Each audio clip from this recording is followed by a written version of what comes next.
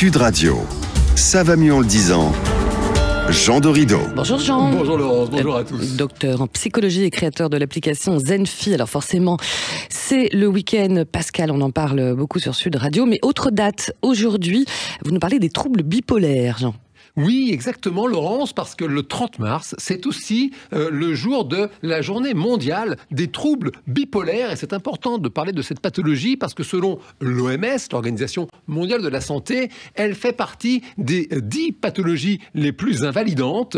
Et ça concerne beaucoup de monde parce que les estimations envisagent qu'une personne sur 100 minimum serait beaucoup, atteinte de ce trouble. La Haute Autorité de Santé évoque même parfois jusqu'à 2,5 personnes sur 100 qui seraient atteintes de troubles bipolaires. Et du coup, c'est important d'en parler pour aider, je dirais, tout un chacun à mieux connaître cette pathologie. Oui, parce que vous le dites, un trouble bipolaire, souvent on en parle sans savoir exactement ce que ça veut dire finalement. Alors oui, vous avez raison Laurence, c'est important de rappeler ce que c'est, important de rappeler que c'est quelque chose qui existe depuis toujours. Il n'y a pas d'effet de mode, si j'ose dire, autour de cette pathologie. Déjà à l'époque d'Hippocrate, il y a une description qui est faite de ces personnes qui sont, je dirais, la proie de variations d'humeur extrêmes. Évidemment, nous pouvons tous être plus ou moins cyclotimiques. Et parfois, on peut entendre dans le langage courant « Ah, tu sais, moi, je suis bipolaire. » Non, la bipolarité, les troubles bipolaires, c'est une vraie pathologie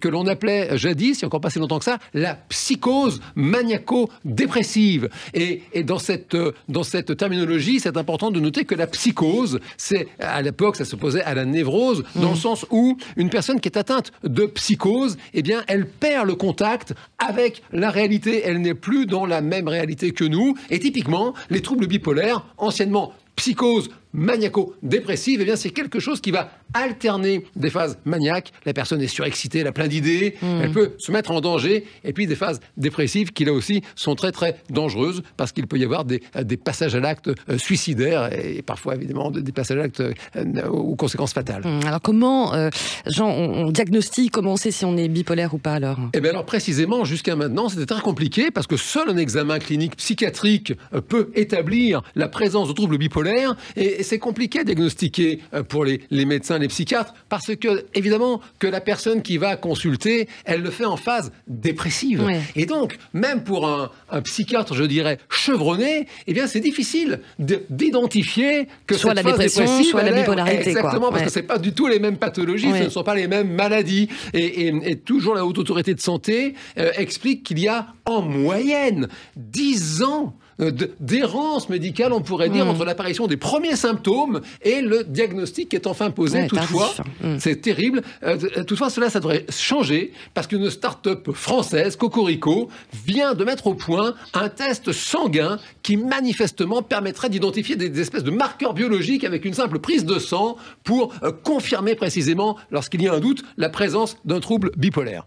Test sanguin qui, à mon avis, n'est pas encore tout de suite forcément mis en place. Il faudra peut-être attendre un petit peu. Ça devrait arriver vraisemblablement au mois d'avril, d'après ce qu'annonce la start-up en question. Forcément, dernière question, est-ce qu'on en guérit ? Est-ce qu'il y a des traitements Alors la bonne nouvelle, c'est que bien sûr, il y a des traitements, mais est-ce qu'on en guérit ? Ce qu'on appelle notamment les thymorégulateurs, des régulateurs d'humeur. Pour autant, c'est un fait que pour le moment, les troubles bipolaires, ça fait partie de ces pathologies psychiques, de ces troubles mentaux, qui sont chroniques. Donc il y a des traitements à vie, accompagnés bien sûr de psychothérapie pour aider la personne à mieux identifier la maladie, à mieux se comprendre, à mieux vivre avec.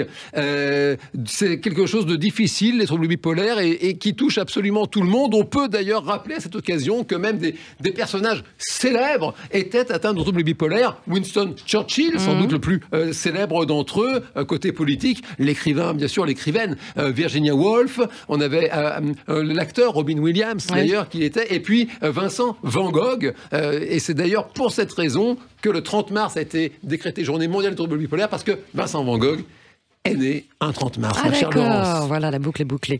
Merci beaucoup pour vos éclairages, Jean Dorido. Puis je rappelle votre dernier ouvrage, Il y a de la magie en vous, et c'est aux éditions Duno. Merci, à très vite. À bientôt. À très vite, Laurence.